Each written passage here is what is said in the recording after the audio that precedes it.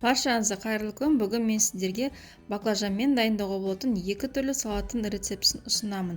Бірінші салатымызды дайындаймыз. Ол үшін баклажанымызды алып, дәл видеода турап шығамыз. Тым қатты ұсақтап турамаңыздар, өйткені баклажанды қуырған кезде оның пішіні екі есе кішірейеді. Турап болғаннан кейін бір ас қасық крахмалымызды салып араластырып қоямыз. Осы кезде қызанағымызды тураймыз.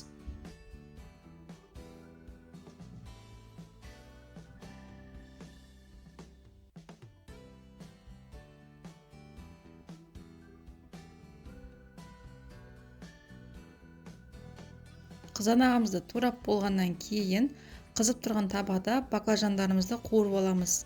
Яғни қызарғанға дейін қуырып аламыз. Бұл жерде крахмалды салған себебіміз баклажанымыздың сырты қуырған кезде қытырлақ болып тұрады. Міне енді осыны шығарып аламыз. Осы кезде бір дана пиязымызды алып ірі ғып турап, бұны да қызып тұрған табада қуырамыз. Тым қатты қуырмаңыздар, өйткені қатты жұмсарып кетеді.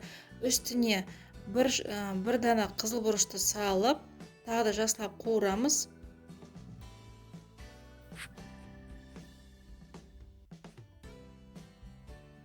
Содан кейін үстіне соевый соусты құйып, тағы да жақсылап араластырып тұрамыз.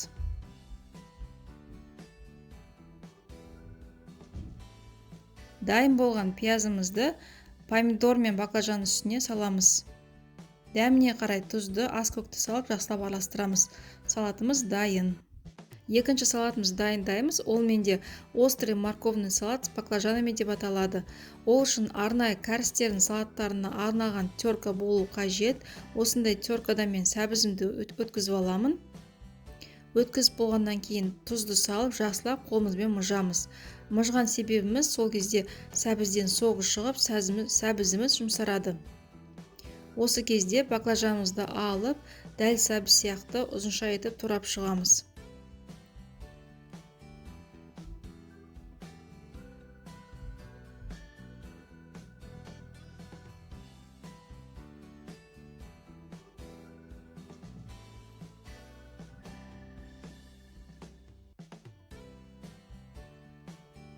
Турап болғаннан кейін қызып тұрған табада баклажандарымызды қуырып аламыз.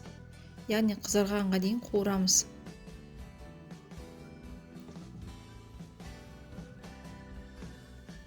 Қызарғаннан кейін сүзіп аламыз. Осы кезде баклажанымызды сәбіздің үстіне салып, дәміне қарай қызыл бұрыш, чеснок және қызып тұрған майымызды чесноктың үстіне құямыз. Бір ас қасық уксусымызды құйып, жақсылап араластырамыз. Араластырып болғаннан кейін өзіңізге ұнаған ас көкті салсаңыз болады. Мен укропты салдым.